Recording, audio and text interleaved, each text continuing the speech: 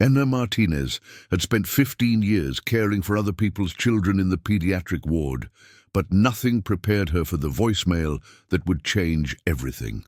At 2:47 a.m. on a bitter February night, while she was monitoring a young patient's fever, her phone buzzed with a message that made her blood run cold. Her 6-year-old son's voice, small and frightened, whispered through the speaker, "Mama, I'm freezing. The lady won't wake up and it's so cold in here." When Anna burst through her front door 20 minutes later, she found little Miguel huddled under every towel in the house, his lips blue, the heat shut off and windows mysteriously cracked open. The babysitter lay passed out on the couch, reeking of alcohol. This wasn't just about a neglectful caregiver or a broken heating system. This was about a mother's impossible choice between saving other children's lives and protecting her own. But what Anna discovered next would force her to question everything she thought she knew about being a good mother. Before we jump back in, tell us where you're tuning in from. And if this story touches you, make sure you're subscribed because tomorrow I've saved something extra special for you. The plastic hospital badge clipped to Anna's scrubs had faded over the years, but she could still make out her younger face in the photo. Bright-eyed, hopeful, and utterly convinced she could save the world, one child at a time. 15 years later, as she walked through the sterile corridors of St. Mary's Children's Hospital, that badge felt heavier than it had any right to. Anna Martinez had never intended to become a single mother working night shifts. At 38, she carried herself with the quiet confidence of someone who had learned to navigate crisis after crisis, both professional and personal.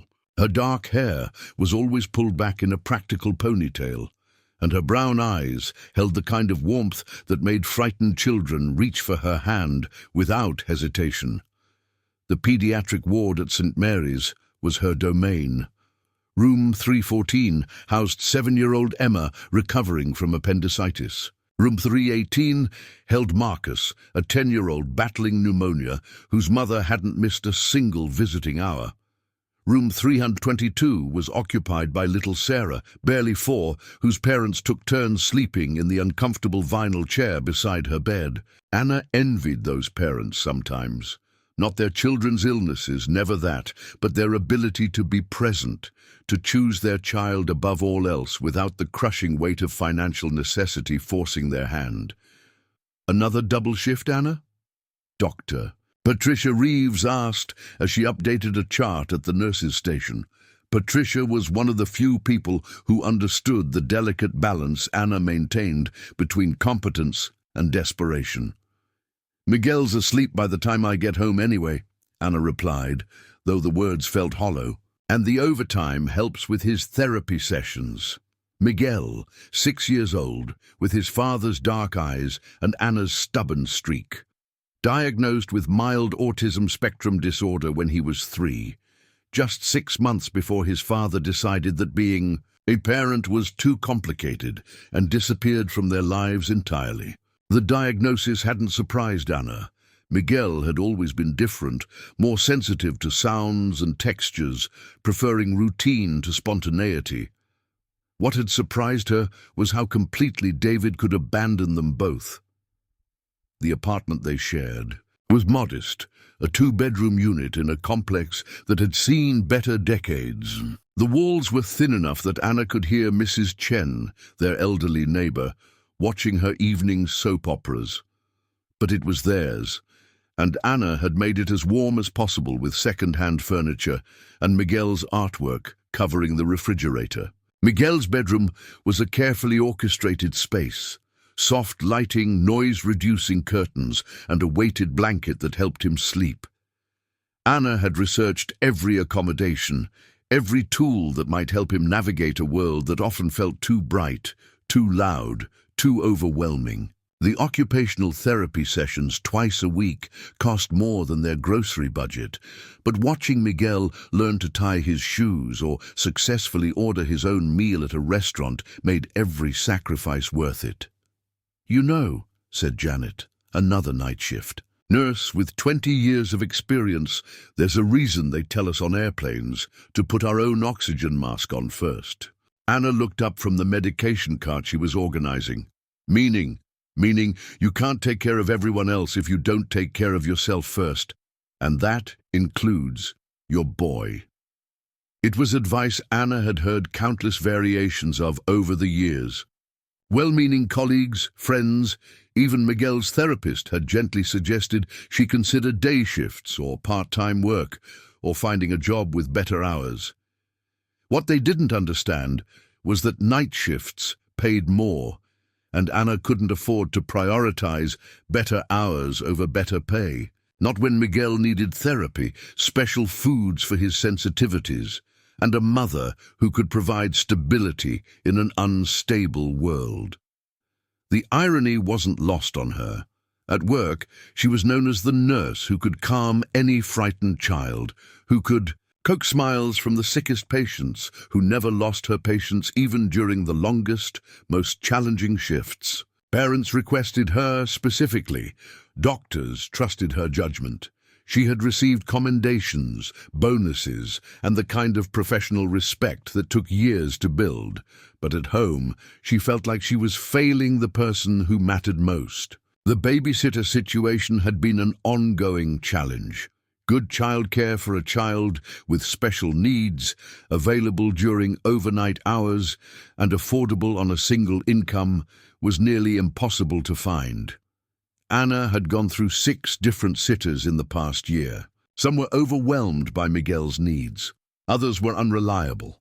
A few simply disappeared without explanation, leaving Anna scrambling to find coverage or calling in sick to work. Mrs. Chen helped when she could. The 72-year-old woman had raised 4 children of her own and had infinite patience for Miguel's questions about her garden, or his need to arrange her throw pillows in precise order before he could relax in her living room. But Mrs. Chen couldn't stay up all night, and Anna wouldn't ask her to. Tonight's babysitter was supposed to be different.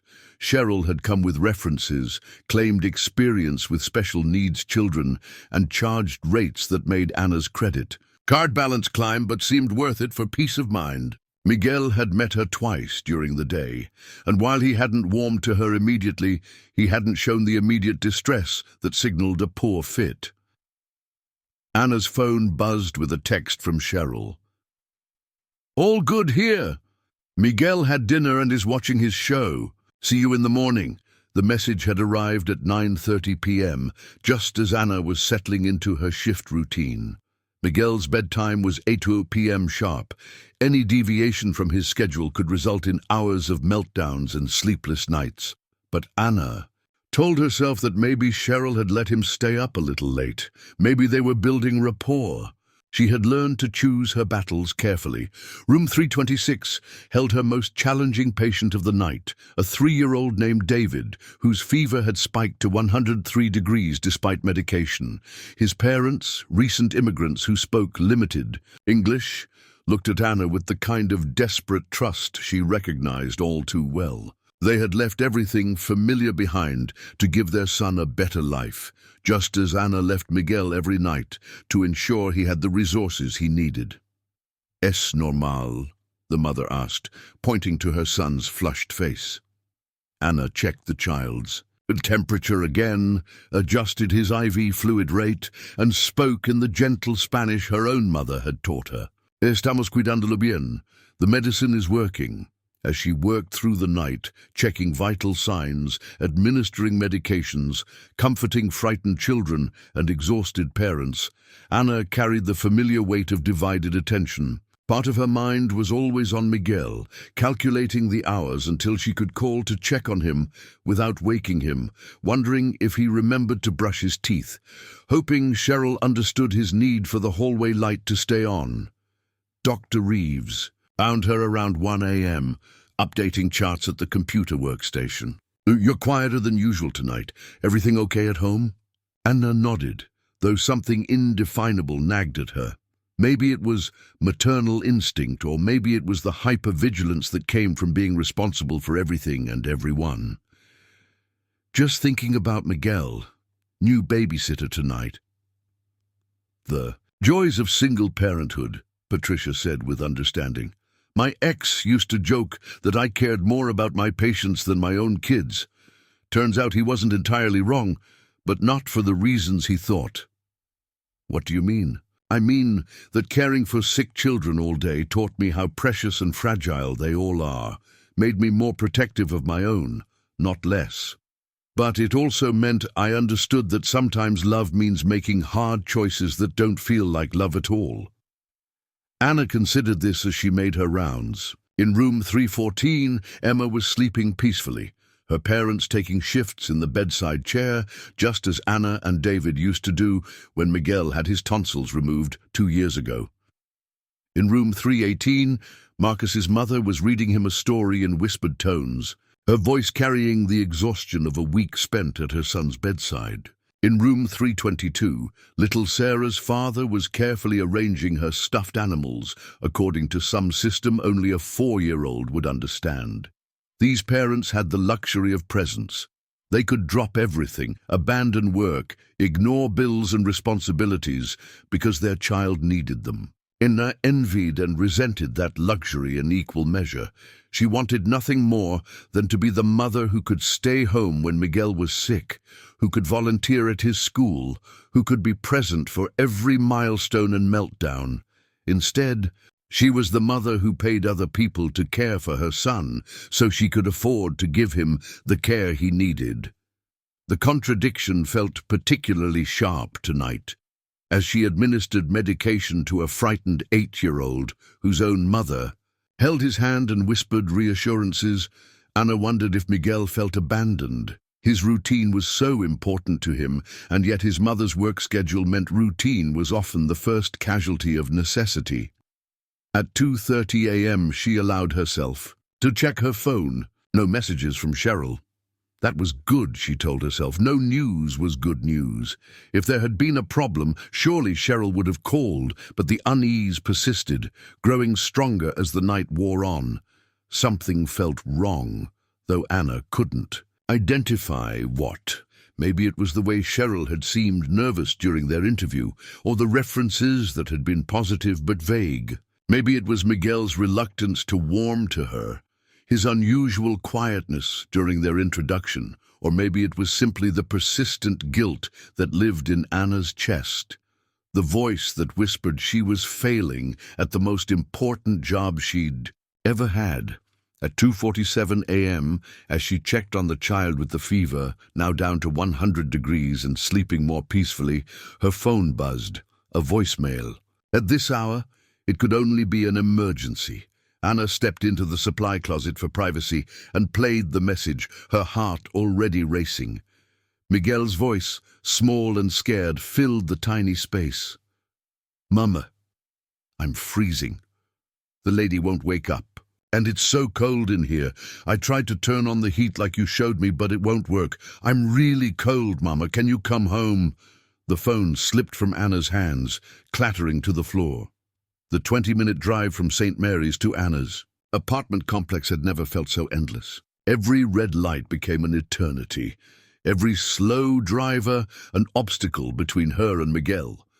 She had left her shift in the hands of Janet, mumbling something about a family emergency, her supervisor's concerned questions fading behind her as she ran through the hospital corridor still wearing her scrubs.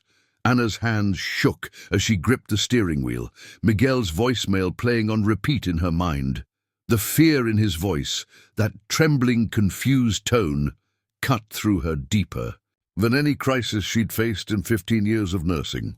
She had dealt with medical emergencies, life and death situations, parents receiving devastating news. But nothing had prepared her for hearing her own child sound so lost and abandoned. The apartment complex parking lot was eerily quiet at 3:10 a.m. Anna's footsteps echoed against the concrete as she ran toward the building, her keys already in hand. The hallway smelled of stale cigarettes and industrial cleaner, familiar scents that tonight felt oppressive rather than comforting. She could hear Miguel crying before she even reached their door. The sound stopped her cold, not the typical crying of a tired 6-year-old, but the deep, hiccuping sobs that meant he was beyond comfort, lost in the kind of sensory overload that could take hours to calm.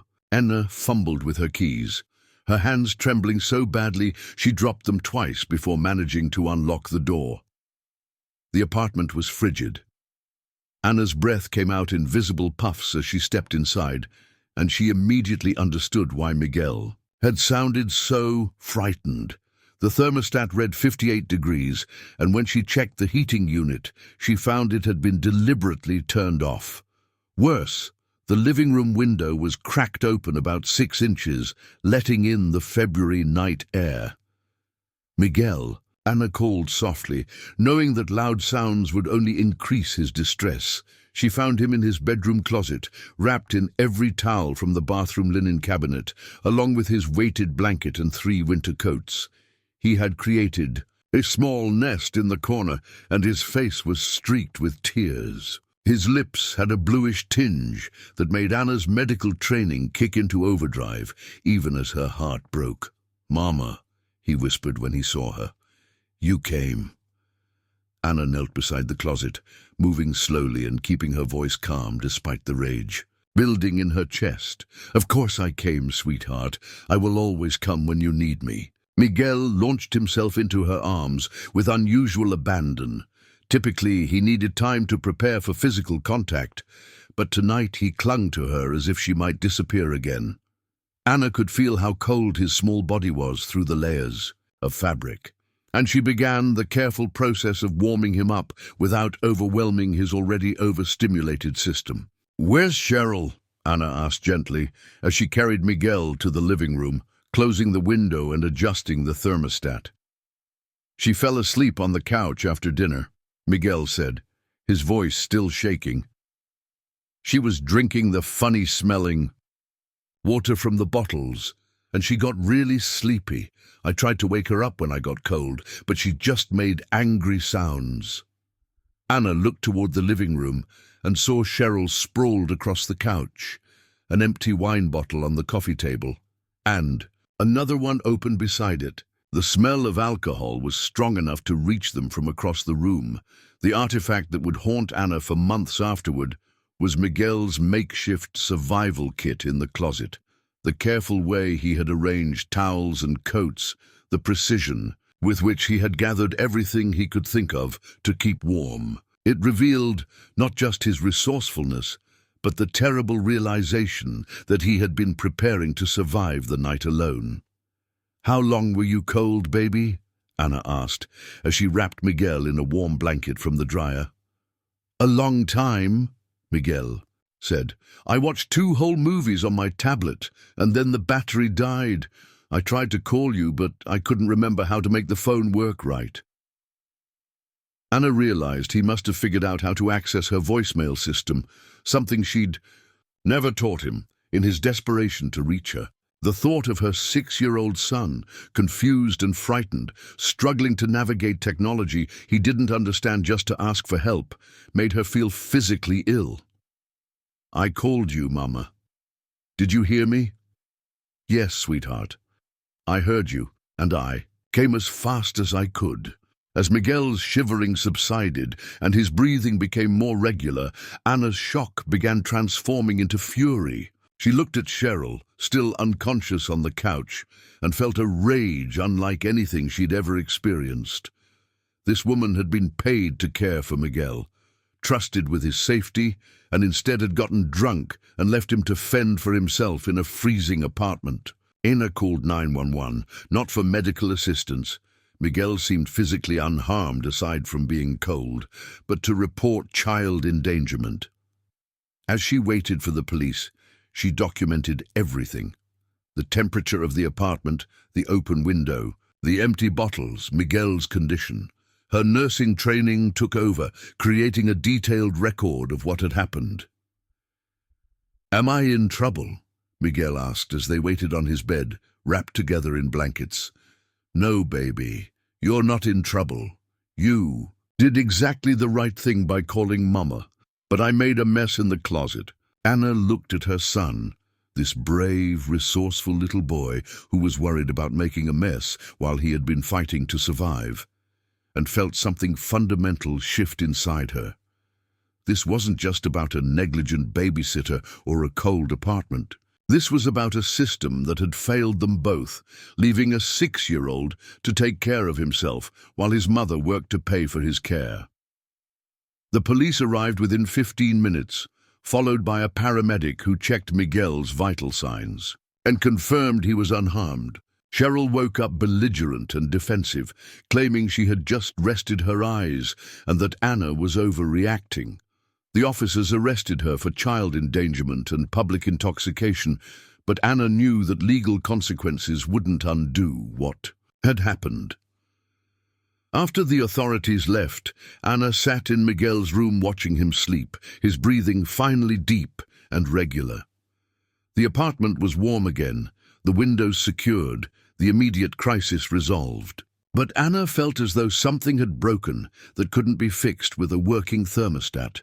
For 15 years, she had believed she was making the right choices. Working nights paid more than day shifts. The pediatric ward needed experienced nurses. Miguel was getting the therapy and support he needed. She was providing stability, security, a better future.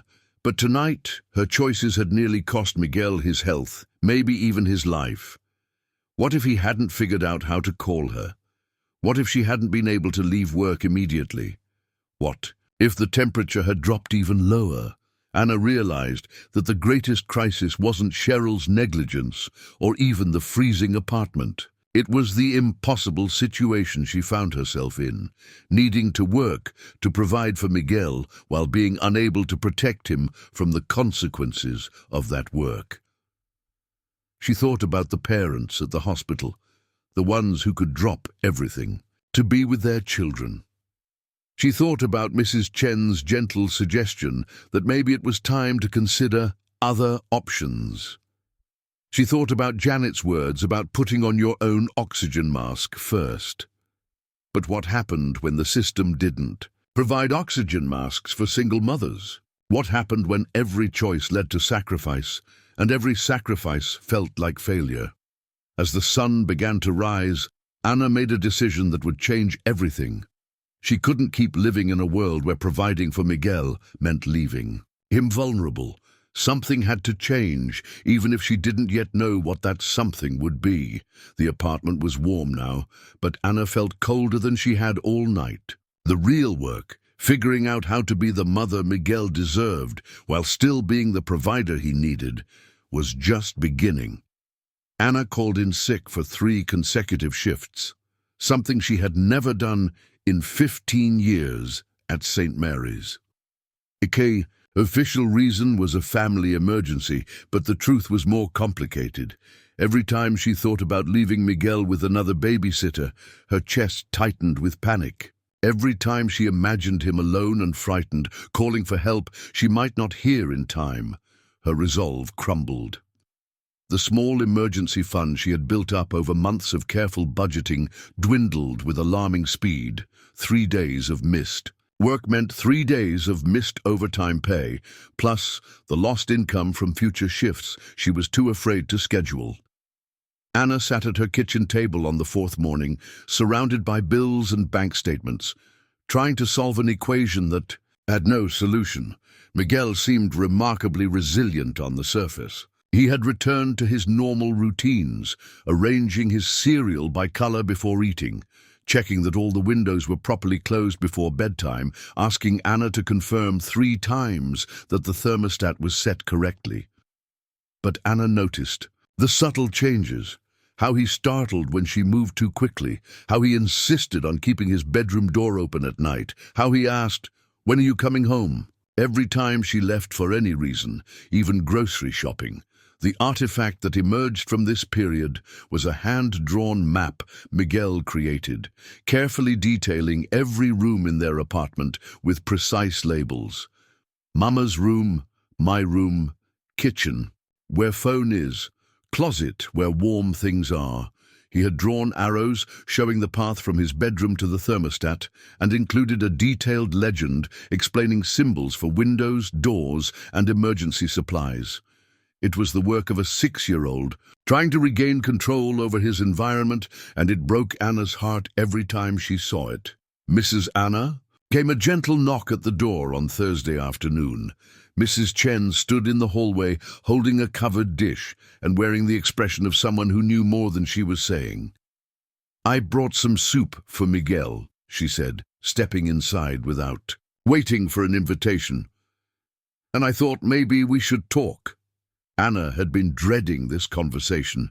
Mrs. Chen had undoubtedly heard the police sirens Monday night, had probably seen the paramedics in the hallway. In a complex where thin walls meant privacy was an illusion, secrets were hard to keep. "Miguel told me about his map," Mrs. Chen said as they sat at the kitchen table, Miguel occupied with his tablet in his bedroom. "Very smart boy, making plans. But children shouldn't have to make such plans."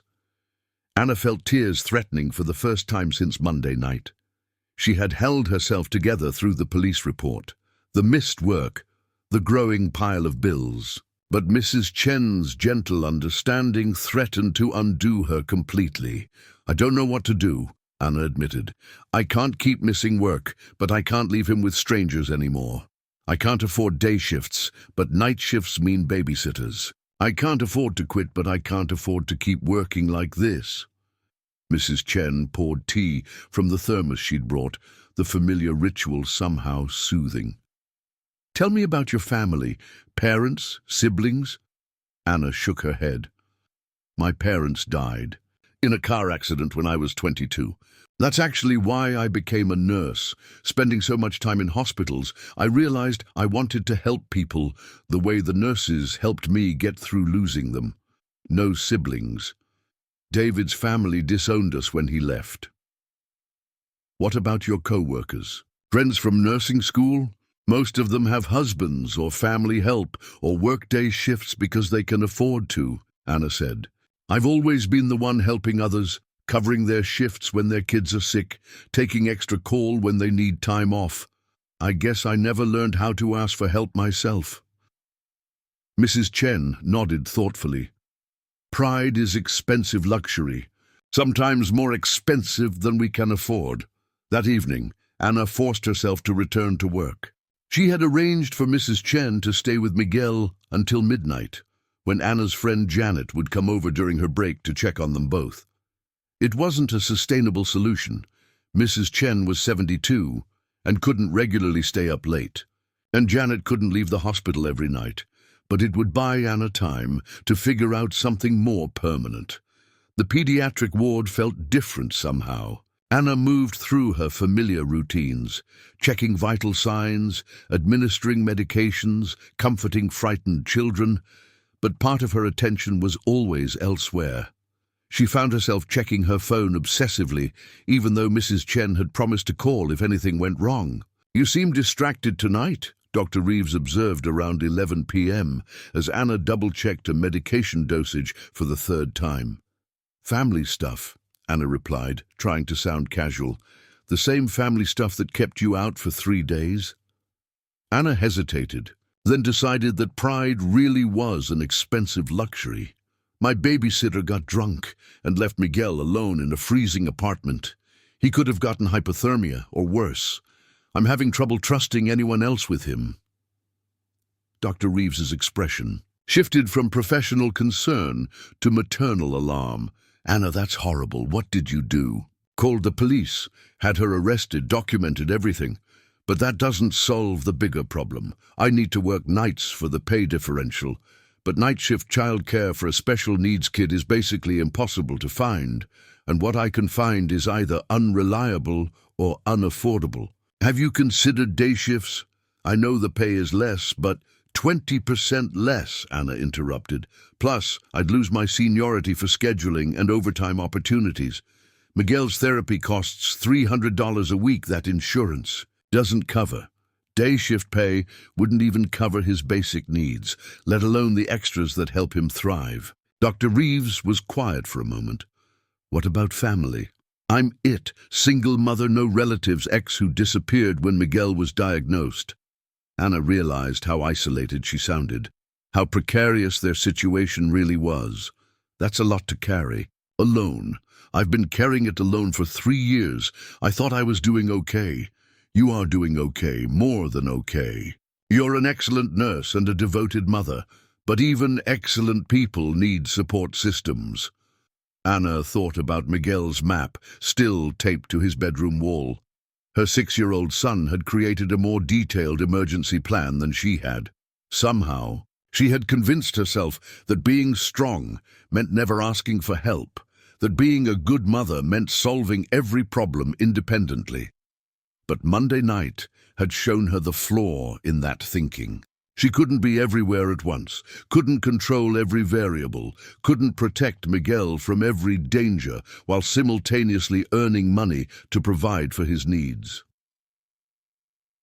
When Janet arrived at midnight to check on Miguel and Mrs. Chen, Anna felt a small measure of relief. But she also felt the weight of owing favors she couldn't repay, of depending on the kindness of people who had their own families and responsibilities.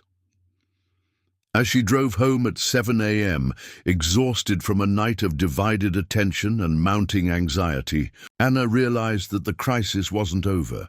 Monday night had been the dramatic incident, but the real challenge was figuring out how to build a life that didn't require choosing between Miguel's safety and his future. The solution, whatever it was, would have to be bigger than better babysitters or borrowed help.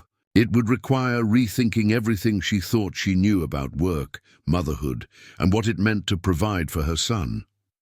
2 weeks after the incident, Anna received an envelope that would force her to confront an uncomfortable truth.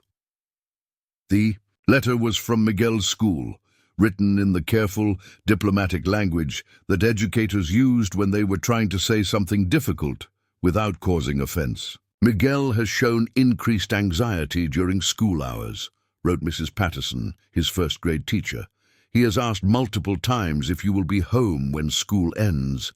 And yesterday he became quite distressed during our fire drill, saying he needed to call you immediately. We think it would be beneficial to schedule a meeting to discuss some strategies for helping him feel more secure." Anna read the letter 3 times, sitting in her car in the school parking lot after dropping Miguel off. She had thought she was shielding him from her own anxiety, maintaining their normal routines, keeping the crisis contained to that one terrible night. But children, especially children like Miguel, who were hyper-aware of environmental changes, absorbed more than adults gave them credit for. The artifact that emerged from this period was Miguel's worry list, a notebook he had started keeping. Without telling Anna, Mrs. Chen discovered it when she was helping him with homework and quietly showed it to Anna later that evening. Written in his careful 6-year-old handwriting were entries like, "Is Mama safe at work? What if the heat stops working again? And what if I can't call Mama next time?" Each entry was dated, and Anna realized he had been documenting his fears. With the same methodical precision, he applied to arranging his toys or checking that all the windows were locked. It was heartbreaking and impressive in equal measure. A child processing trauma through organization and documentation. "We need to talk about this," Anna said that evening, sitting on Miguel's bed with the notebook between them. Miguel looked embarrassed, as if he'd been caught doing something wrong. "I was just writing down the things that make my tummy feel funny." "That's actually very smart," Anna said carefully. "When I was learning to be a nurse, they taught us to write down things that worried us so we could figure out how to solve them. Can you tell me about some of these worries?" Miguel pointed to an entry from the previous Tuesday. "What if Mama gets hurt at work and can't come home?" "What made you think about that?" "You take care of sick people, and sometimes sick people are really sick. What if you get sick too? What if you can't call me like I couldn't call you?" Anna realized that Miguel had developed a sophisticated understanding of cause and effect, but his 6-year-old logic had created scenarios that were far more frightening than reality. In trying to protect him from her work stress, she had inadvertently made her job seem more dangerous and mysterious than it actually was. "Would it help if I explained more about what I do at work?" Anna asked. "Over the next hour, Anna walked. Miguel threw a typical shift, explaining how she helped children feel better, how doctors and nurses worked together to keep everyone safe, and how hospitals had lots of rules to protect both patients and staff. She showed him pictures on her phone of the pediatric ward, introduced him virtually to some of her colleagues, and even taught him about the different machines that helped sick children get better. The beeping machines tell us if someone needs help, Anna explained, showing him a photo of a monitor. And there are lots of grown-ups watching the machines all the time.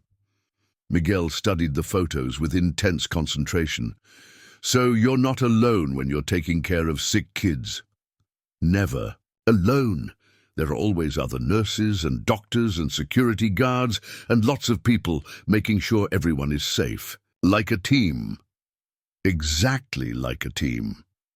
This seemed to ease some of Miguel's anxiety about Anna's work, but it also highlighted a painful irony. At the hospital, Anna was never alone. She was surrounded by colleagues, backup systems, protocols designed to ensure no one person carried too much responsibility. But at home, she was completely isolated, making every decision and bearing every consequence by herself.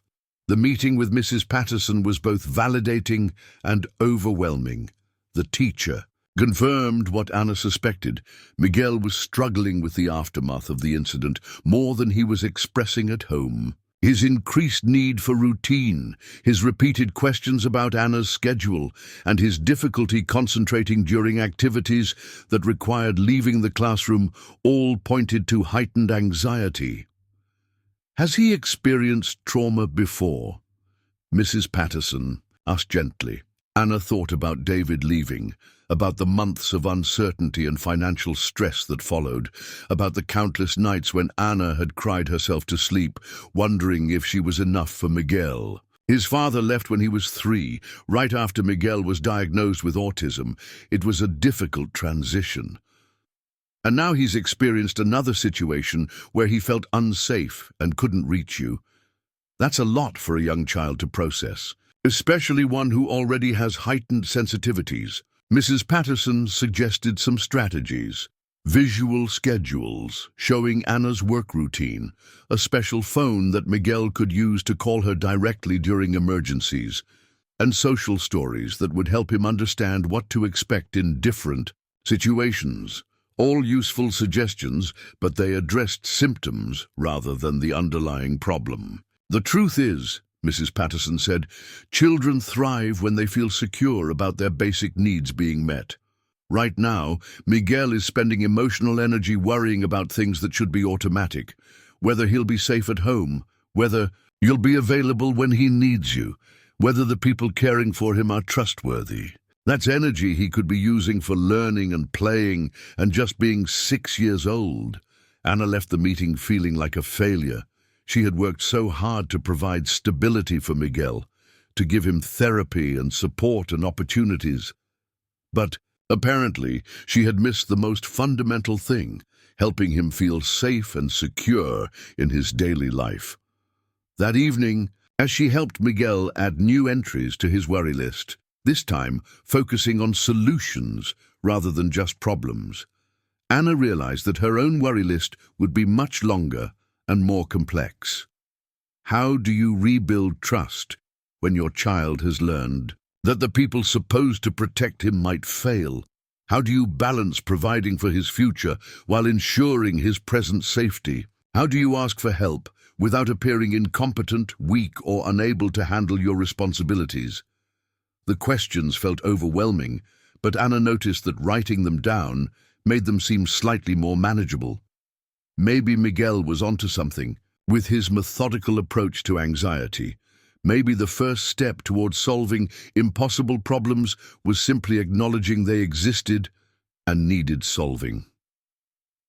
As she tucked Miguel into bed that night, checking twice that the thermostat was set correctly and the windows were securely closed, Anna realized that they were both learning to navigate a world that felt less predictable than it had before. The difference was that Miguel was 6 and still believed adults could fix anything, while Anna was 38 and beginning to understand just how much couldn't be fixed by good intentions and hard work alone. The phone call that would change everything came on a rainy Thursday afternoon, while Anna was folding laundry and Miguel was practicing his handwriting at the kitchen table. The caller ID showed St. Mary's, and Anna's first thought was panic. Had someone called in sick? Did they need her to cover an extra shift? She couldn't afford to say no to overtime, but she also couldn't leave Miguel with Mrs. Chen every night. "Anna, it's Dr. Sarah Hendricks from administration." The voice was unfamiliar, formal in a way that immediately put Anna on edge. "Is everything okay? I was hoping we could schedule a meeting to discuss your recent attendance issues. Would tomorrow afternoon work for you?" Anna's stomach dropped. Attendance issues. In 15 years, she had never been called to administration for attendance. Problems. She had called in sick 4 times in the past month, twice for legitimate illness, and twice because the backup babysitting arrangements had fallen through at the last minute. Of course. Is there a specific time that works best? 2:00 in my office. And Anna, you might want to bring your union representative. The line went dead, leaving Anna staring at her phone with growing dread. Union representative. That phrase meant serious disciplinary action, possible suspension, maybe even termination. Anna had seen colleagues called to administration with their union reps. It never ended well. The artifact that would define this period was the employee handbook Anna dug out of her closet that night, dog-eared and highlighted from her orientation 15 years earlier. She found the section on attendance policy, reading it with the same methodical attention she brought to medication protocols. The language was clear. Excessive absenteeism, especially unscheduled absences, could result in progressive discipline, up to and including termination. 4 absences in 1 month definitely qualified as excessive. Anna sat at her kitchen table past midnight, calculating how much unemployment benefits would cover. Not enough. How long her savings would last.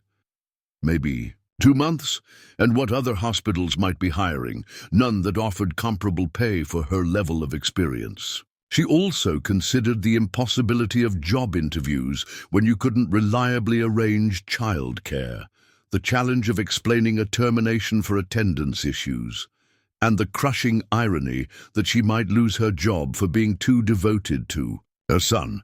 Miguel found her there in the morning, still surrounded by papers and wearing yesterday's clothes. "Mama, did you sleep at the table?"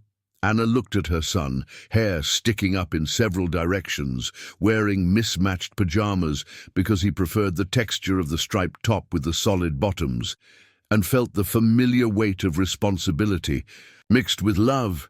How could she explain to a 6-year-old that trying to keep him safe might cost them their home, their health insurance, their stability? "I was just doing some work stuff, sweetheart. Why don't you pick out your clothes for school while I make breakfast?" But Miguel was more perceptive than she gave him credit for. "Are you in trouble at work because of me?" Anna's first instinct was to deny it, to protect him from adult worries he couldn't control. But she thought about his worry list, about Mrs. Patterson's observation that Miguel was already spending energy on concerns that should be handled by adults. Maybe some honesty was better than leaving him to fill in the blanks with his imagination. "Work is upset because I missed some days," Anna said carefully. "But that's not your fault. That's my job to figure out." "Is it because you had to come home when I was cold?" Anna knelt beside Miguel's chair, meeting his eyes. "Yes, partly, but coming home to you was the right thing to do.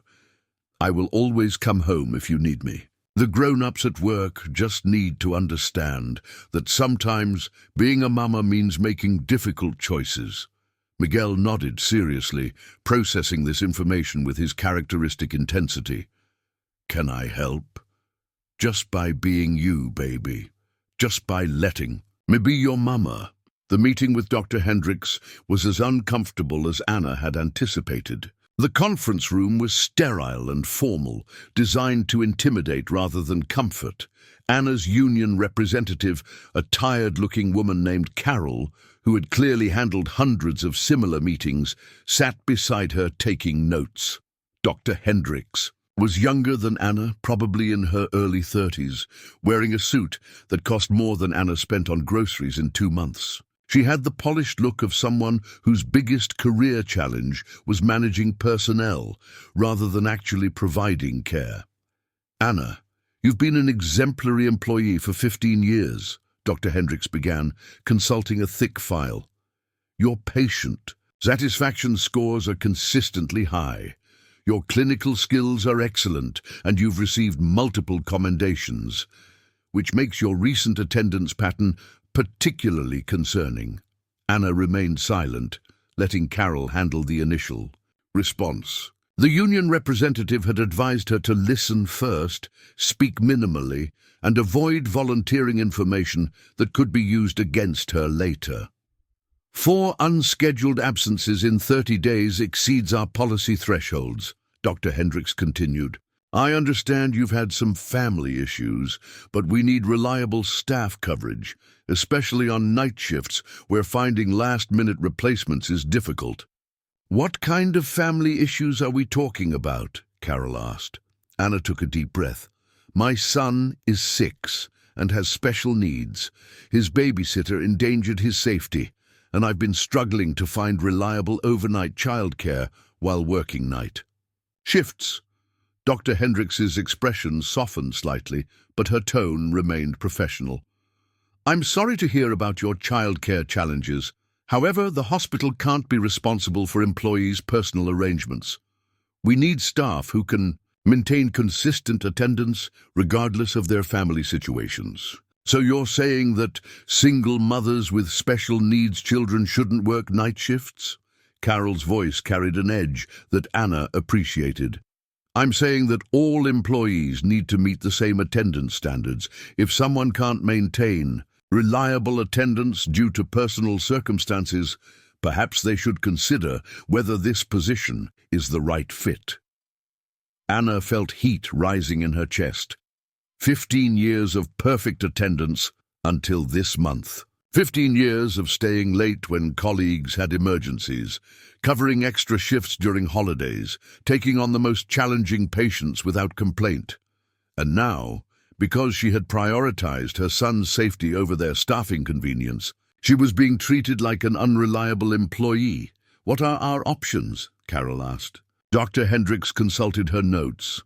"Given Anna's otherwise excellent record, we're offering a choice. Accept a formal reprimand with the understanding that any further attendance issues will result in termination, or consider a voluntary transfer. Today, shift where childcare might be more manageable, and the pay difference. Day shift doesn't include the night differential, approximately 20% less in total compensation." Anna did quick mental math. 20% less would mean choosing between Miguel's therapy and their rent, between adequate nutrition and maintaining their car, between staying in their current school district and moving to somewhere cheaper but less equipped to handle. "His needs—" "I need time to think about this," Anna said. "Of course, but I need your decision by Monday. We can't have ongoing uncertainty about critical night shift coverage." As Anna left the meeting, she realized that the crisis that had started with Miguel's phone call was expanding into every aspect of their lives. The system that was supposed to support working families was instead punishing her for putting her child's safety first. She was being forced to choose between her son's immediate needs and their long-term financial security, between being present as a mother and providing as a parent. Walking to her car, Anna thought about Miguel's worry list and realized she needed to start her own. But unlike her 6-year-old son, she couldn't simply write down her fears and expect adults to solve them. She was an adult now, and the problems were more complex than anything she'd learned to handle in nursing school. The rain had stopped, but Anna felt like she was standing in the middle of a storm that was just beginning. Anna spent the weekend wrestling with an impossible decision, but it was Miguel who provided the unexpected clarity she needed. On Sunday evening, as they sat together working on his homework, a simple assignment about family traditions, he asked a question that stopped her cold. "Mama, what's our tradition?" Anna looked up from the bills she'd been reviewing while he worked. "What do you mean, sweetheart?" "Like Tommy's family has pizza every Friday, and Sarah's family goes camping every summer. What does our family always do?" Anna realized that their traditions were mostly about survival. Grocery shopping on payday, library visits when they couldn't afford entertainment, careful budgeting that turned necessities into small celebrations. But Miguel was asking about something deeper, the rituals that made them feel like a family rather than just two people sharing space and expenses. "We take care of each other," Anna said finally. "When one of us needs help, the other one comes. Like when you called me that night and I came home, or when I'm sad about work and you draw me pictures to make me feel better." Miguel nodded solemnly, as if this made perfect sense. "So our tradition is helping each other." That simple observation crystallized something Anna had been struggling to articulate. The choice between day shifts and night shifts, between financial security and physical presence, wasn't really about work schedules or money. It was about maintaining their fundamental family tradition of being there when needed. The artifact that emerged from this weekend was a letter Anna wrote, but never sent. A draft resignation that she composed at 2 a.m. Sunday night, then revised, and rewrote until it became something closer to a manifesto. In it, she detailed the impossible choices facing single parents, the inadequate support systems for families with special needs children, and the way current workplace policies punish dedication rather than rewarding it. She wrote about the irony of working in healthcare, surrounded by colleagues who understood the importance of family while being unable to prioritize her own family's needs. She wrote about the economics of childcare that made it cheaper to stay home than workday shifts, but impossible to survive financially without the night differential. She wrote about systemic failures disguised as personal shortcomings. Anna never sent the letter, but writing it helped her understand that her problem wasn't unique. Across the country, working parents were making similar impossible choices, sacrificing either their children's immediate needs or their family's long-term security. The difference was that most of them had partners, extended family, or resources that Anna lacked. On Monday morning, Anna made a decision that surprised even herself. Instead of choosing between the formal reprimand and the pay cut, she requested a meeting with Dr. Patricia Reeves, the pediatrician who had become both colleague and confidant over the years. "I need to talk to someone who understands both sides of this," Anna said when she found Patricia in the doctor's lounge between rounds. "The meeting with the administration." "You heard about that?" Patricia smiled ruefully. "Hospital gossip travels faster than any infection we've ever tracked." "What are you thinking?" Anna pulled out her draft letter, now revised into something resembling a proposal rather than a resignation. What if there was a way to make this work better for everyone? Not just me, but all the single parents, all the people trying to balance caregiving with patient care. Patricia read through the proposal, her eyebrows rising with each paragraph. "Anna, this is ambitious. You're basically asking the hospital to restructure how they handle staffing and family emergencies. I'm asking them to recognize that family emergencies are sometimes patient care emergencies too. If I can't trust my childcare, I can't focus completely on my patients. If I'm constantly worried about Miguel, I'm not giving families here my best care. The hospital benefits when employees feel secure about their families." "What specifically are you proposing?" Anna had spent hours refining her ideas. "An emergency childcare fund that employees contribute to, managed by the hospital, available for situations like mine.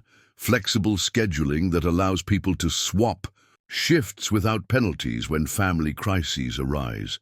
Maybe even on-site emergency childcare for overnight employees. Other hospitals have pilot programs.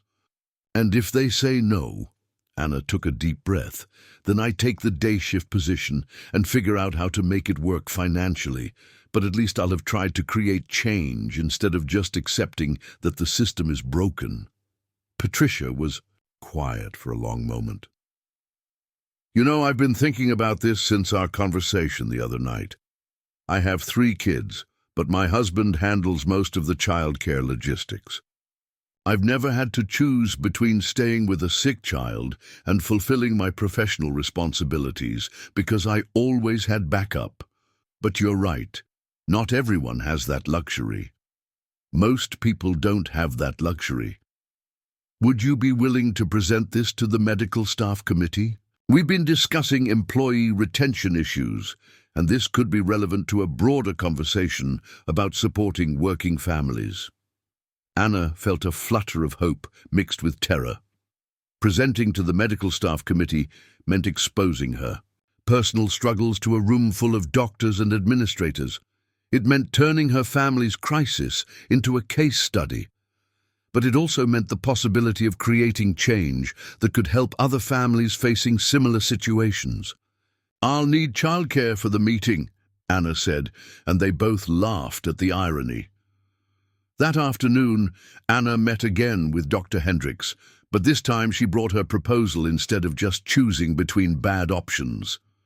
"This is interesting," Dr. Hendricks said after reading through the document, "but it would require significant policy changes, budget adjustments, and approval from multiple departments. Which means it's possible, just complicated. It means it's a long-term solution to what we need to address as an immediate problem. Your attendance record still needs to be resolved." Anna nodded. "I understand. I'm willing to accept the formal reprimand and commit to improved attendance while we explore these other options.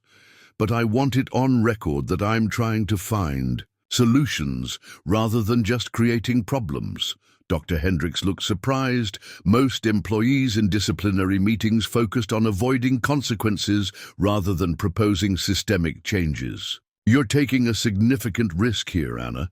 If these proposals don't gain traction, you'll still be held to the same attendance standards as everyone else." "I know, but if I don't try to change things, then Miguel and I will always be one crisis, away from losing everything. At least this way, maybe other families won't have to make the same impossible choices." As Anna left the meeting, she realized that something fundamental had shifted in how she understood her situation. Instead of seeing herself as a single mother struggling in isolation, she was beginning to see herself as part of a larger community of working parents who deserved better systems and support. The proposal might fail. The medical staff committee might reject her ideas. She might still end up choosing between financial security and family stability. But for the first time since Miguel's frightened phone call, Anna felt like she was moving towards solutions rather than just surviving crises. She was fighting for something bigger than just their immediate needs.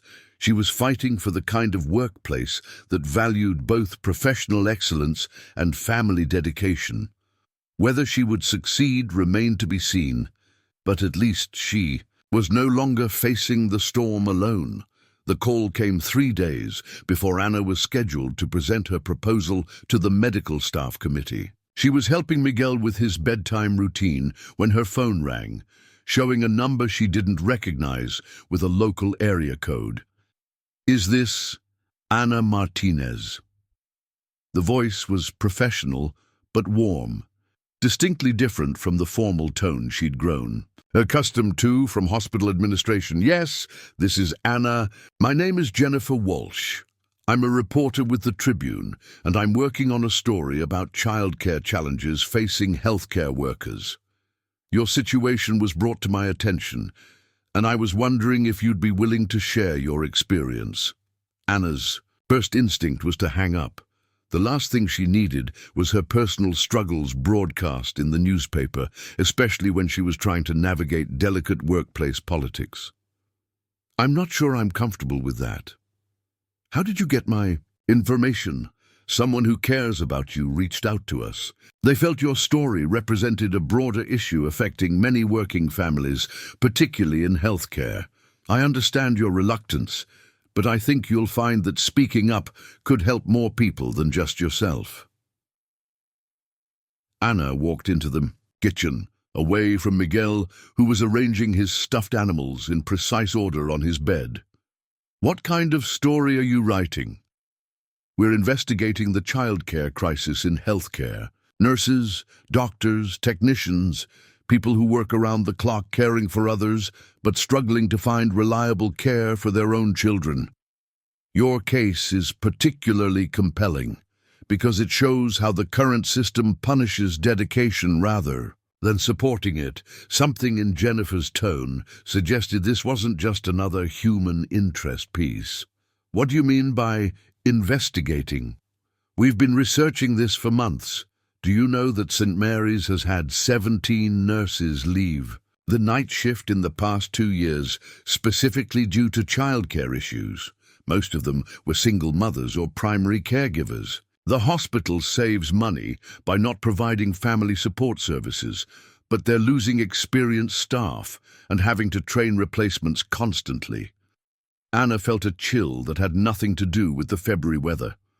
"How do you know those specific numbers?" "We have sources inside the hospital who are concerned about the pattern. Your case happened to be the catalyst that prompted someone to reach out to us with documentation."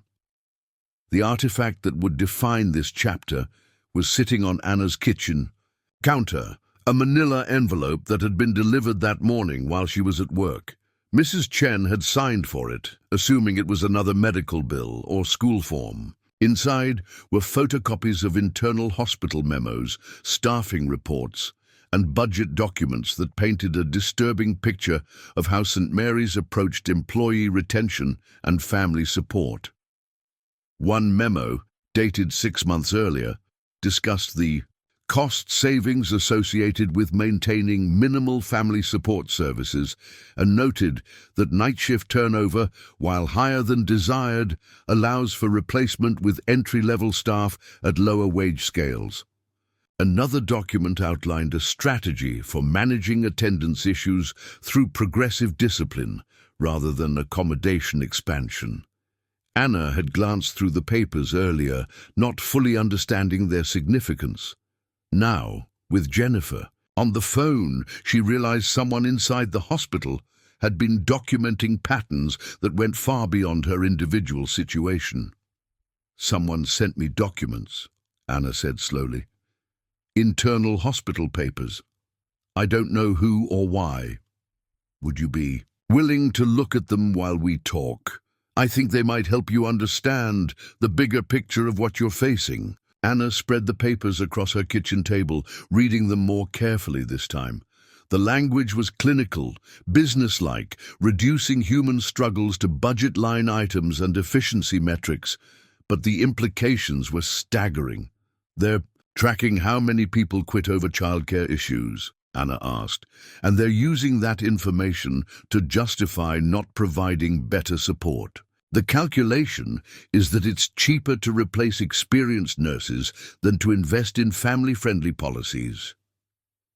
Your proposal for emergency childcare and flexible scheduling? There's a memo from last year that specifically rejected similar ideas as unnecessarily expensive accommodations." Anna felt sick. Her meeting with Dr. Hendricks, her carefully crafted proposal, her hope that the hospital would genuinely consider systemic changes, all of it was potentially meaningless if the decision had already been made to prioritize cost savings over employee support. "Why are you telling me this?" Anna asked. "Because you have an opportunity to make real change, not just for yourself, but for everyone facing similar situations. But you need to understand what you're really up against. This isn't about attendance. policies or individual accommodations. This is about a healthcare system that expects employees to provide unlimited dedication while offering minimal support in return. Anna thought about all her colleagues who had quietly left night shifts, who had moved to other hospitals, who had left nursing altogether because they couldn't balance their professional and personal responsibilities. She had always assumed these were individual decisions, personal failures to make it work. Now she realized they were part of a calculated pattern. What happens if I talk to you? To the newspaper? We publish a story that brings attention to these issues. Maybe it creates pressure for change, maybe it doesn't. But it definitely means your situation becomes public, and the hospital will know you've seen their internal documents. Anna considered the risks. Speaking to the media would almost certainly end any chance of quietly resolving her situation through internal channels. It would put her at odds with administration, potentially cost her job, and expose Miguel to unwanted attention. But it might also prevent other families from facing the same impossible choices. I need to think about this, Anna said. Of course. But Anna, whoever sent you those documents took a significant risk. They believe your voice could make a difference. Maybe you should consider why someone would take that risk for you and for other families. After Jennifer hung up, Anna sat at her kitchen table, surrounded by evidence of institutional indifference disguised as financial prudence. The documents revealed that her crisis wasn't an isolated incident or a personal failing. It was part of a deliberate strategy that treated experienced nurses as disposable resources. Miguel appeared in the kitchen, dragging his weighted blanket and looking concerned. "Mama? You look sad." Anna pulled him onto her lap, grateful for his solid warmth and uncomplicated love. "I'm just thinking about some grown-up stuff, sweetheart. Nothing for you to worry about." "Is it about work again?" "Yes, but it's also about helping other mamas and daddies who have the same problems we have." Miguel considered this seriously, like when you help sick kids at the hospital. Exactly like that. Sometimes helping one person helps lots of people. Are you going to help them? Anna looked at her son, brave, resilient, still young enough to believe that adults could fix unfair situations, and realized that her decision would teach him something fundamental about how to respond when systems fail people you care about. "I think I might try," Anna said. "Good," Miguel said with the certainty of childhood. "You're really good at helping people." That night, after Miguel was asleep, Anna called Jennifer back. "I'll talk to you," she said, "but I have conditions. My son's privacy is protected, and anything I say is focused on creating solutions, not just exposing problems." "Absolutely. When can we meet?" "Tomorrow evening, after I present my proposal to the medical staff committee. I want to give the hospital one more chance to do the right thing before this becomes public. And if they reject your proposal..." Anna looked at Miguel's bedroom door, thinking about his worry list, his emergency survival kit, his carefully drawn map of their apartment. "Then at least other parents will understand what they're really fighting against. Knowledge is power, right?" "Knowledge is power," Jennifer agreed, "and you're about to have both."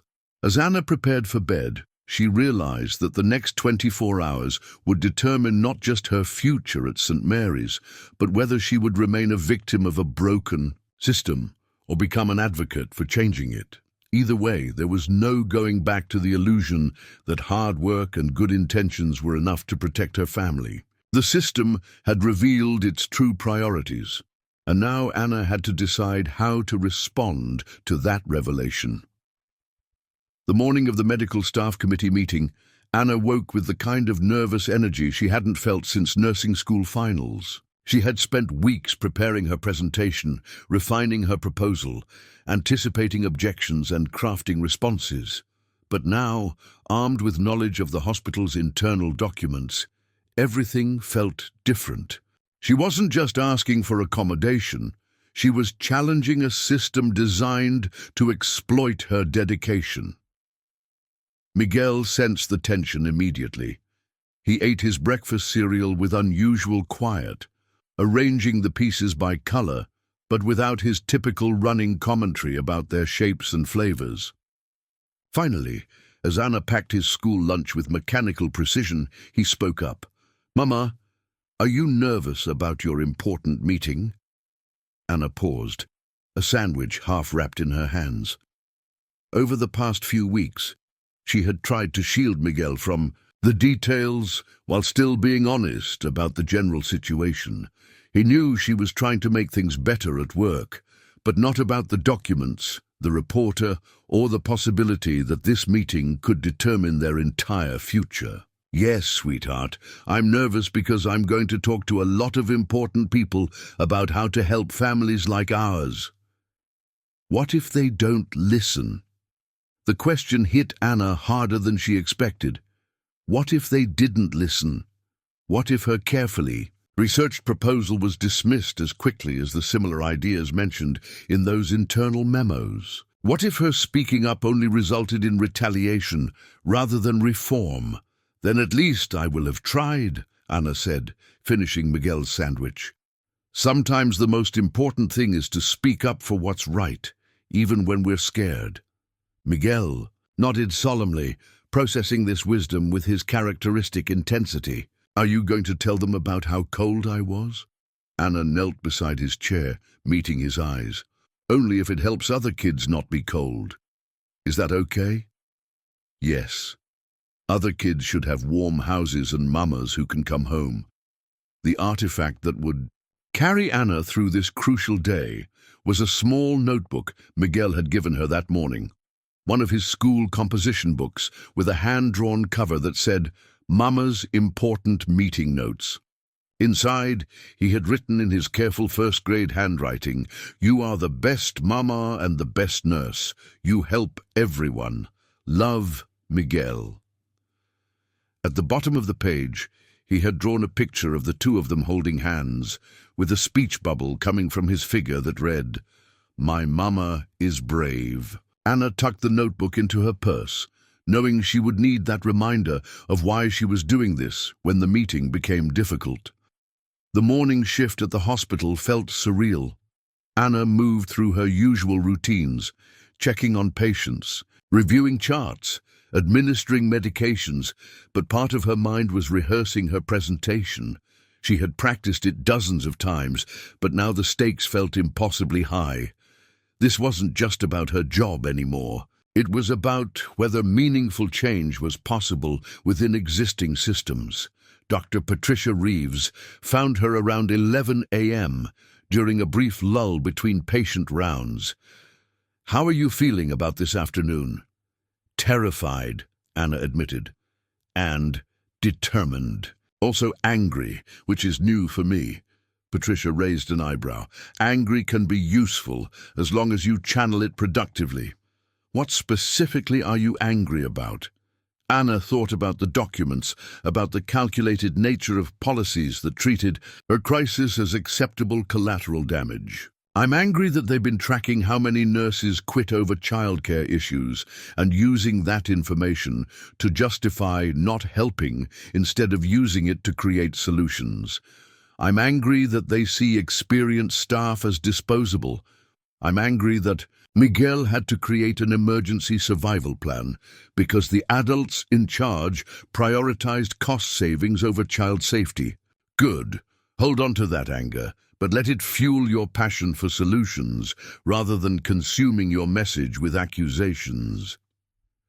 At noon, Anna left the hospital to pick up Miguel from school, a rare midday departure that required special arrangement. With his teacher, she had decided that he should spend the afternoon with Mrs. Chen rather than at after-school care, both because she wanted him in familiar hands during this crucial day and because she needed to know he was safe while she fought for their future. Mrs. Chen greeted them with homemade cookies and immediate understanding of the situation's gravity. "This is important day," she said, as Anna explained the afternoon's schedule. "Miguel and I will make dinner for you. Something good for celebrating or for feeling better, depending on how meeting goes." Miguel hugged Anna tightly before she left, whispering in her ear, "Remember you're brave, Mama." Anna arrived at the hospital conference room 30 minutes early, using the time to review her notes one final time. Her presentation was organized around 3 main points: the business case for supporting working families, specific policy, proposals with implementation timelines, and data from other hospitals that had successfully implemented similar programs. What the committee didn't know was that Anna now understood their likely objections before they voiced them, thanks to the leaked documents. She had prepared responses to arguments about cost, precedent, and administrative burden, responses informed by knowledge of their internal calculations and priorities. Dr. Patricia Reeves arrived first, offering moral support and tactical advice. "Remember, you're not asking for charity. You're proposing solutions that benefit everyone: employees, patients, and the hospital's reputation." Other committee members filtered in: Dr. Martinez from cardiology, Dr. Thompson from emergency medicine, Sarah Kim from nursing administration, and Dr. Hendricks representing hospital administration. Anna recognized some faces from hallway interactions over the years, but she had never been in a room where her voice carried equal weight to theirs. The meeting began with routine business: budget reviews, policy updates, staffing reports. Anna listened with new awareness, hearing the language of institutional priorities and resource allocation. When Dr. Hendricks mentioned optimizing staffing efficiency while maintaining quality patient care, Anna understood it differently than she would have a month ago. Finally, it was her turn. "Thank you for allowing me to present today," Anna began, standing at the front of the room with her carefully prepared slides. "I'm here not just as an employee requesting accommodation, but as someone proposing solutions to a problem that affects patient care, staff retention, and our hospital's mission." Anna clicked to her first slide: statistics about healthcare worker turnover related to work-life balance challenges. In the past 2 years, St. Mary's has lost 37 experienced nurses and technicians, specifically due to childcare and family care conflicts. The cost of recruiting and training replacements, combined with the temporary staffing needed to cover departures, exceeds $2.3 million annually. She watched faces around the table, noting surprise at the specific numbers, and the framing of the issue in financial terms rather than personal hardship. My proposal addresses this challenge through 3 interconnected strategies: emergency family support services, flexible scheduling policies, and on-site childcare partnerships. Each element is designed to reduce turnover while improving patient and care quality. Anna spent 15 minutes detailing her research, citing successful programs at other hospitals, and presenting implementation timelines with projected costs and benefits. She spoke with the confidence of someone who had done her homework thoroughly, backed by the passion of someone fighting for her family's survival. The questions began immediately. "What about employees without children?" asked Dr. Martinez. "How do we ensure equity in these benefits?" Anna was ready. Emergency support services would be available for any family caregiving situation: children, elderly parents, disabled relatives. Flexible scheduling benefits everyone who needs to balance work with life circumstances. Dr. Thompson looked skeptical. "The liability issues alone with on-site childcare could be significant, which is why I'm proposing partnerships with licensed childcare providers rather than hospital-operated programs. Several hospitals in our region have successful models we could adapt." Dr. Hendricks leaned forward, her expression unreadable. "These proposals would require significant policy changes and budget reallocation. What makes you think this is the right priority for our resources?" This was the moment Anna had been preparing. 4. The question that would reveal whether the committee was genuinely interested in solutions or simply going through the motions of consideration. Anna looked around the table, meeting each person's eyes before responding. Because the current approach isn't working.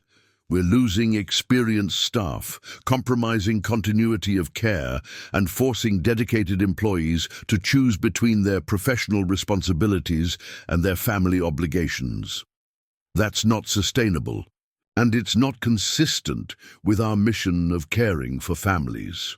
She paused, then took the risk she had been contemplating all morning.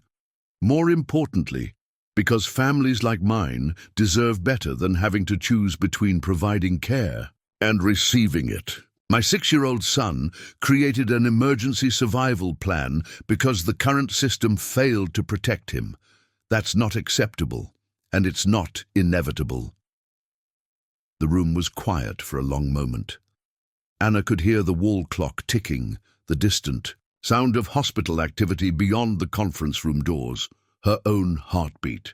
Finally, Dr. Hendricks spoke. This is a comprehensive proposal that would need extensive review and approval from multiple departments. We'll need time to consider the implications and costs. Anna nodded, understanding that this was neither acceptance nor rejection, but the beginning of a longer process. I appreciate your consideration. I hope we can work together to create solutions that support both excellent patient care and the employees who provide it. As the meeting concluded and committee members filed out, Anna remained seated for a moment, processing what had just happened. She had spoken her truth to power, proposed concrete solutions to systemic problems, and maintained her professionalism despite the knowledge of how little the institution valued employees like her. Whether it would lead to change remained to be seen, but Anna knew she had done everything she could within existing channels. Now it was time to see whether those channels were sufficient or whether more dramatic action would be necessary. Jennifer Walsh was waiting in the parking lot, and Anna had promised to give her an answer by the end of the day. The real test was just beginning. Jennifer Walsh was waiting in the hospital parking lot as promised, sitting in a compact sedan with press credentials visible on the dashboard. Anna approached the car, feeling the weight of a decision that would change everything, regardless of which choice she made. "How did the meeting go?" Jennifer asked as Anna slid into the passenger seat. "About as expected. Polite interest. Promises. A review, no commitments. They'll spend weeks discussing it in committees and ultimately decide it's too expensive or complicated."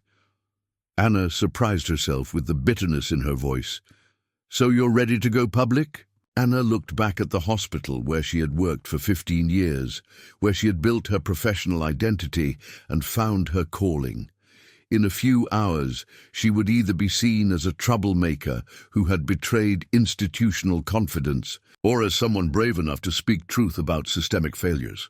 "I need to understand exactly what this means," Anna said, "for Miguel, for my job, for other families who might be affected by whatever happens next." Jennifer pulled out a folder with draft articles and supporting documentation. The story runs. In tomorrow's print edition and online tonight, it focuses on the broader issue of healthcare workers struggling with childcare, using your situation as the primary example. We've confirmed similar problems at 3 other hospitals in the region. Anna read through the draft, surprised by how her personal crisis had been contextualized within larger policy discussions about healthcare worker retention, patient safety, and family support systems. Jennifer had written about institutional impriorities and systemic failures rather than individual hardship. "You make it sound like a public health issue rather than just my problem," Anna observed, "because that's what it is. When experienced healthcare workers leave due to inadequate family support, patient care suffers. When parents can't trust their childcare arrangements, they can't focus completely on their professional responsibilities. When hospitals prioritize short-term cost savings over long-term staff retention, everyone loses. The artifact that would define this crucial moment was a photograph Jennifer had commissioned, not of Anna or Miguel, but of the empty chair in the hospital break room where Anna usually sat during her dinner break. The image captured the absence created when dedicated employees were forced to choose between family and work, the void left by preventable turnover. "There's something else," Jennifer continued. "We've been contacted by parents from other hospitals with similar stories. A respiratory therapist whose diabetic daughter ended up in the emergency room because her babysitter didn't know how to manage her condition. A radiologic technologist who quit after her elderly mother fell while he was working a double shift. Your story has opened a door for people to talk about struggles they thought were just personal failures." Anna felt a mixture of validation and responsibility. She wasn't alone in facing impossible choices, but speaking up would make her a spokesperson for issues she was still learning to articulate herself. What happens after the article publishes? Probably media attention, possibly pressure on hospital administration to respond publicly, definitely scrutiny of policies at St. Mary's and other healthcare facilities. There might be legislative interest. The state has been reviewing healthcare worker retention issues.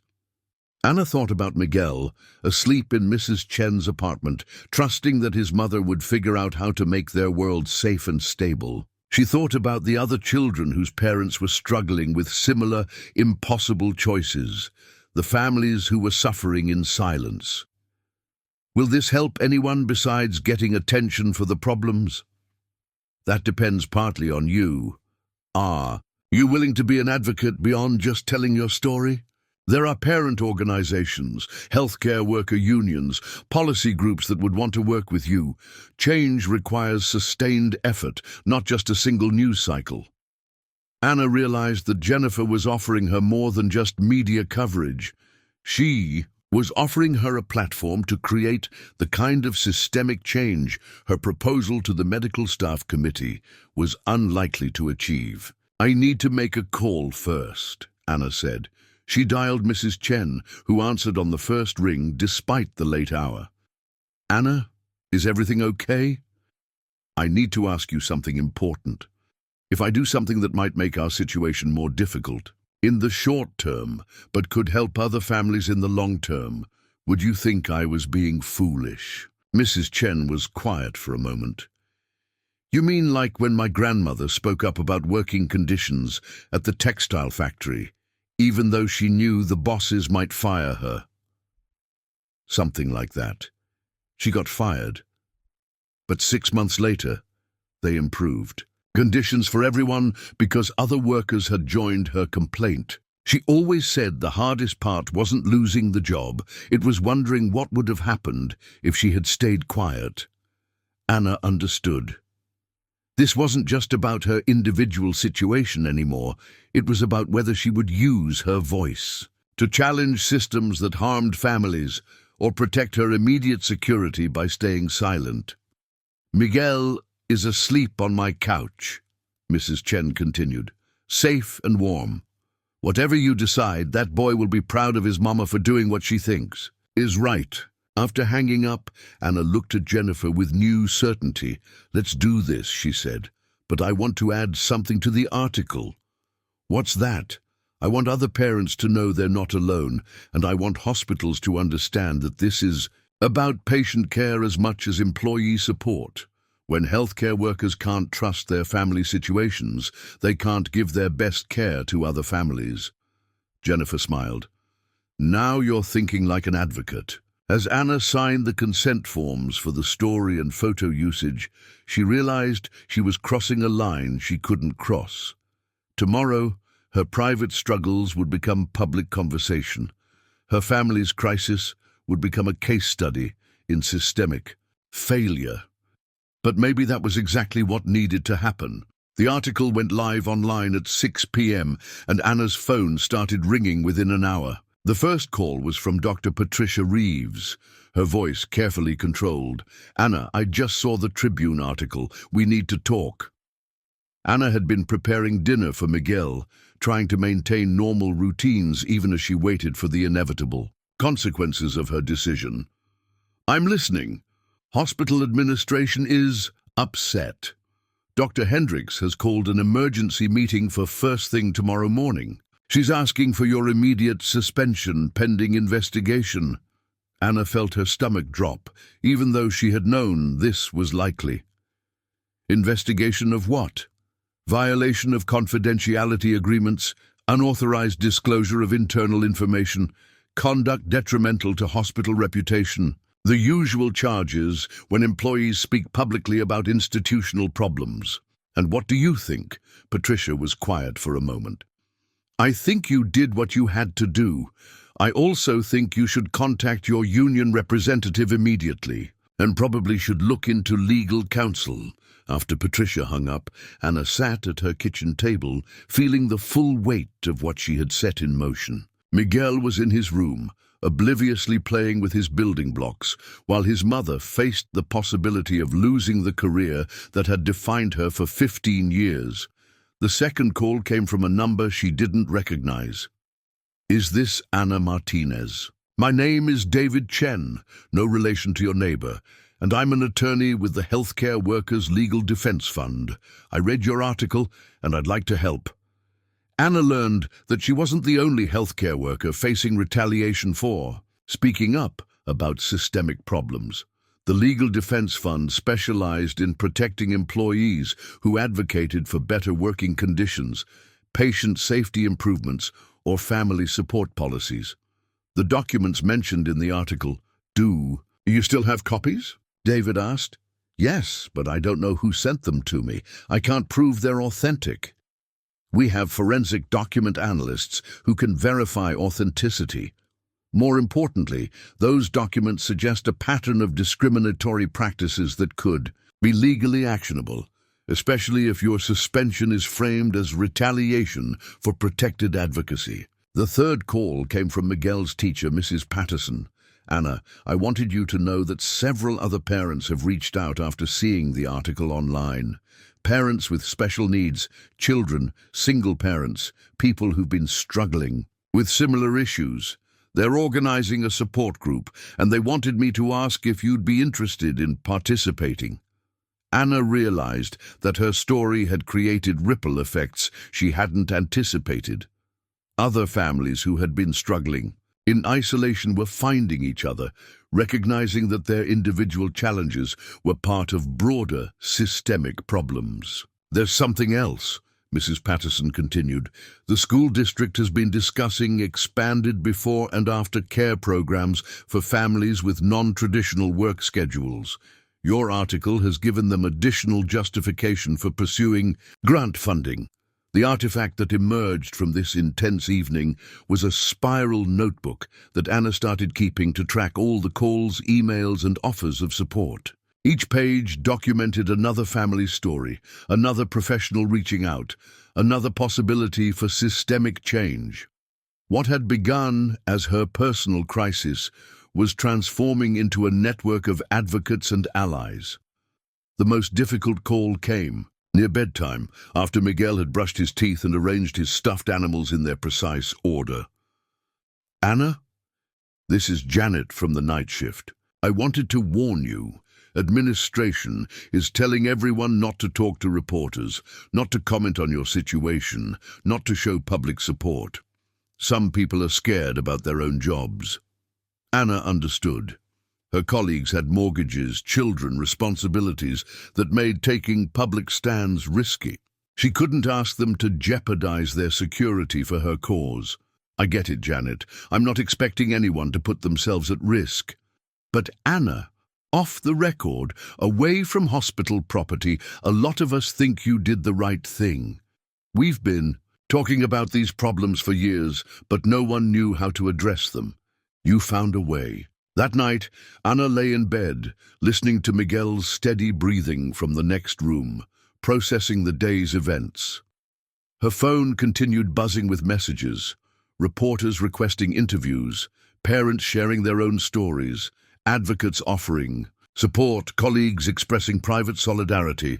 She thought about the medical staff committee meeting that morning, which now felt like it had happened weeks ago. Her carefully prepared presentation, her hope for internal change, her belief that reasonable people would respond to reasonable proposals, all of it seemed naive now that she understood the institutional resistance she was facing.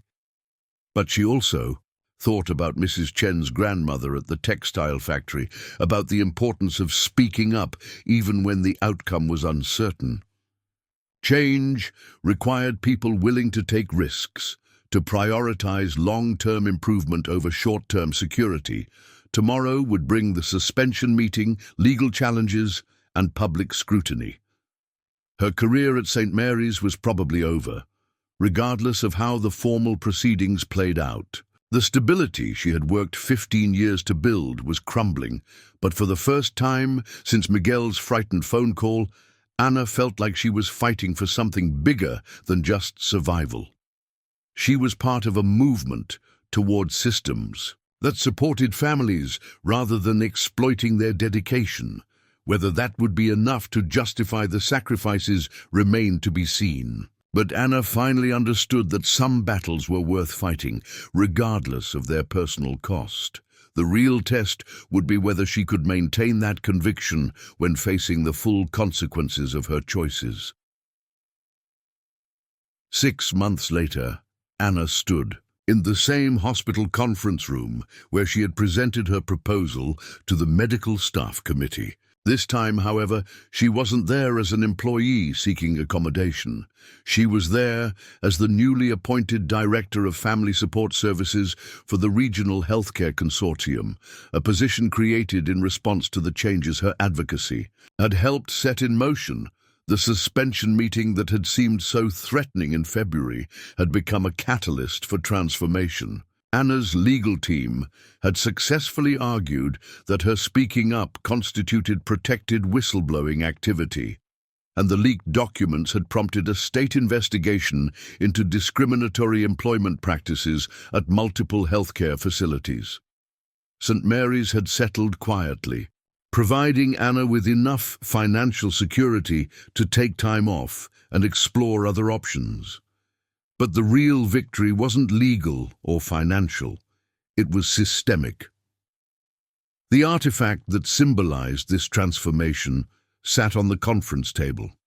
A comprehensive policy manual titled Supporting Healthcare Families, Implementation Guidelines for Work-Life Integration Programs. Anna had co-authored it with advocates from across the state, drawing on research, best practices, and the experiences of families like hers. The emergency childcare program has been operational for 3 months now, Anna reported to the assembled group of hospital administrators, union representatives, and family advocates. We've served 47 families during crisis situations, with an average response time of 36 minutes. More importantly, we've prevented 12 employees from having to choose between family emergencies and work responsibilities. Dr. Patricia Reeves, who had become Anna's strongest professional ally, nodded approvingly. Patient satisfaction scores in departments with participating employees have improved by 15%. When staff feel secure about their family situations, they provide better care. Miguel, now 7 and in 2nd grade, was thriving in ways Anna hadn't dared hope for 6 months earlier. The flexible scheduling program had allowed Anna to attend his school activities, therapy appointments, and important milestones. More significantly, Miguel's anxiety had decreased dramatically once he understood that his mother's work supported rather than threatened their family stability. His latest project sat framed on Anna's office wall, a drawing titled "My Mama Helps Everyone." It showed stick figures of parents and children holding hands, with Anna in her scrubs standing in the center holding a sign that read, "Families First." The most significant outcome, Anna continued her presentation, isn't just policy change. It's cultural shift.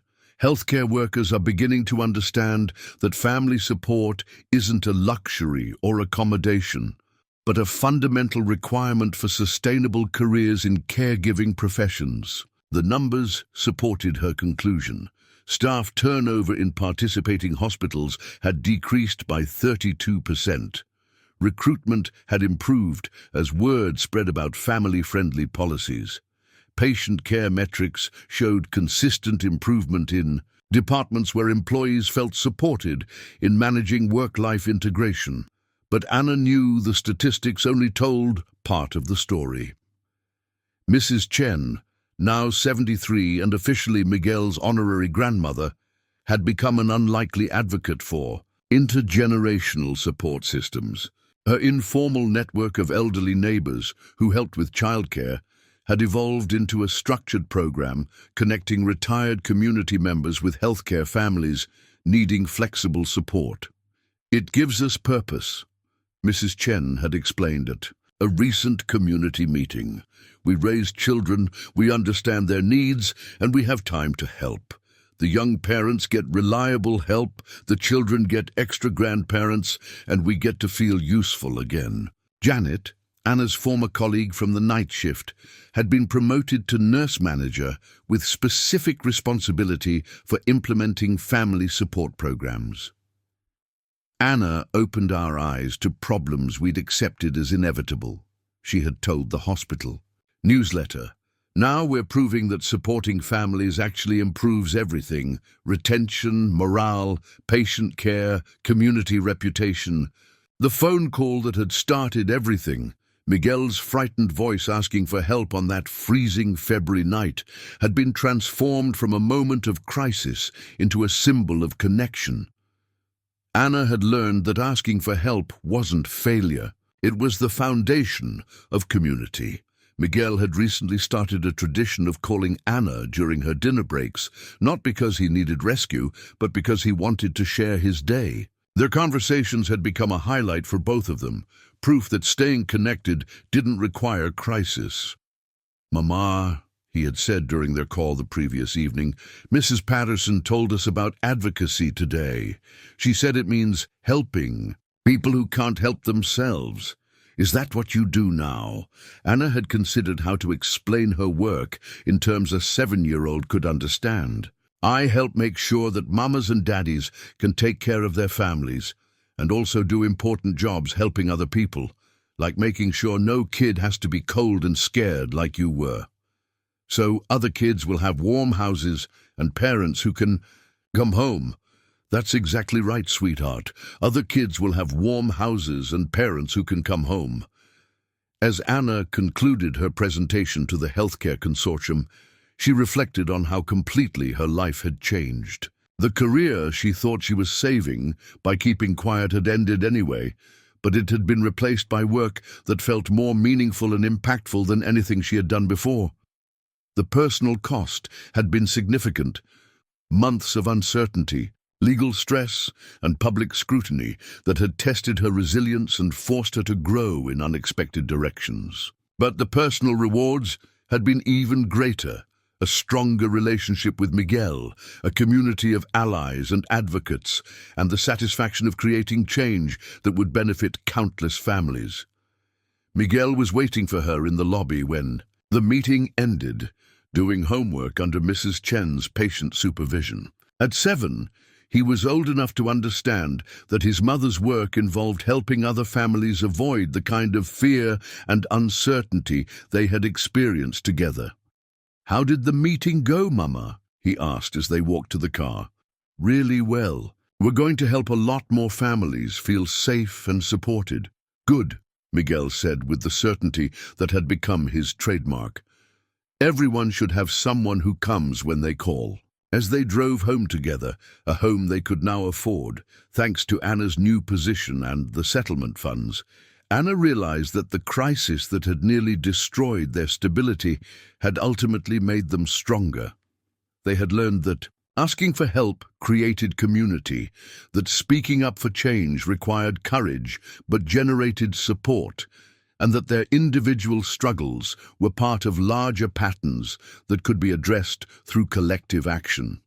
The thermostat in their apartment worked perfectly, the windows stayed securely closed, and Miguel slept peacefully in his own room. But more importantly, Anna slept peacefully too, knowing that other families would never have to choose between providing care and receiving it, between professional dedication and personal security. The tradition Miguel had identified months earlier, helping each other when help was needed, had grown beyond their family to encompass an entire community of healthcare workers and the families they served. It was, Anna realized, exactly the kind of legacy she wanted to leave for her son.